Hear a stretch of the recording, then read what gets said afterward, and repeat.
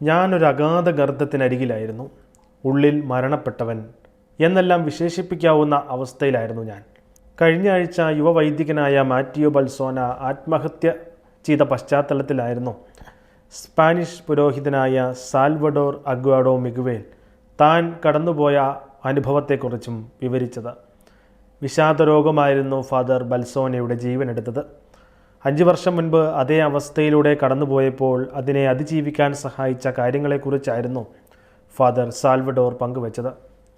സ്പെയിനിലെ വലൻസിയയിലുള്ള holy faith ഇടവകയിൽ വികാരിയായി സേവനം ചെയ്യുന്ന സമയത്ത് വലിയ ഉത്കണ്ഠയിലൂടെയായിരുന്നു ഞാൻ കടന്നുപോയത്.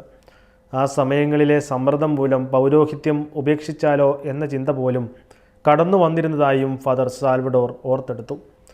ഇത്തരം സാഹചര്യങ്ങളെ എളുപ്പത്തിൽ അതിജീവിക്കാൻ നമ്മൾ സൂപ്പർ ഹീറോകളല്ല.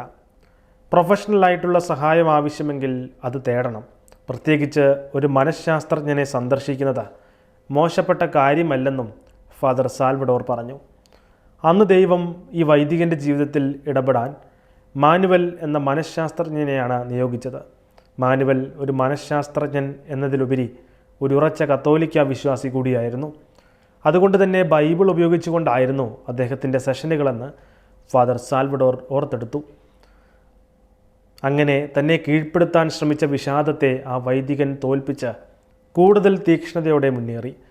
വിഷാദ രോഗത്തിലൂടെ കടന്നു പോകുന്നവർ ഈ വിവരം പരസ്യമായി പങ്കുവെക്കുമ്പോൾ അവരെ അപമാനിക്കുന്നത് ശരിയായ രീതിയല്ലെന്നും അത് ആ വ്യക്തിയെ കൂടുതൽ തളർത്തുമെന്നും തൻ്റെ അനുഭവത്തിൻ്റെ വെളിച്ചത്തിൽ വൈദികൻ വെളിപ്പെടുത്തി.